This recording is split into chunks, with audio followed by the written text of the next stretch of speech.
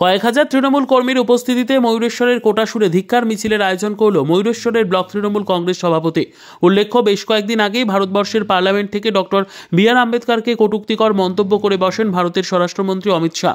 আর সেই মন্তব্যের প্রতিবাদ জানিয়ে রাজ্যের মুখ্যমন্ত্রী মমতা বন্দ্যোপাধ্যায়ের নির্দেশে আজ অর্থাৎ সোমবার দুপুর ৩টে থেকে বৈকাল ৪:৩০ পর্যন্ত একটি ধিক্কার মিছিলের আয়োজন করে ময়ূরেশ্বর ২ নম্বর ব্লক তৃণমূল কংগ্রেস নেতৃত্ব।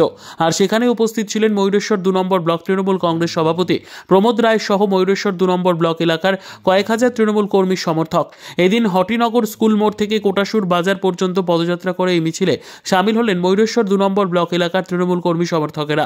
প্রতিবাদ শেষে সংবাদ মাধ্যমের মুখোমুখি ব্লক তৃণমূল কংগ্রেস সভাপতি প্রমোদ রায় কি জানালেন শুনুন।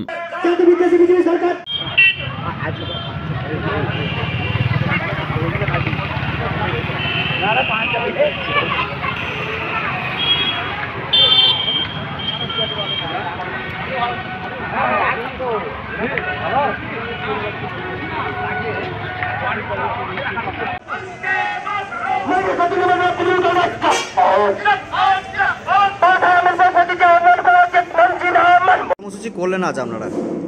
আজকে আমাদের দিল্লিতে কেন্দ্রীয় সরকারের স্বরাষ্ট্রমন্ত্রী অমিত শাহ আমাদের ভারতবর্ষের সংবিধান প্রণেতা বাবা সাহেব আম্বেদকরের নামে কটূক্তি ও অপমান করেছেন। এতে শুধু বাবা সাহেব আম্বেদকর না, আমরা ভারতবর্ষের সংবিধানের ওপর এরা আঘাত এনেছে।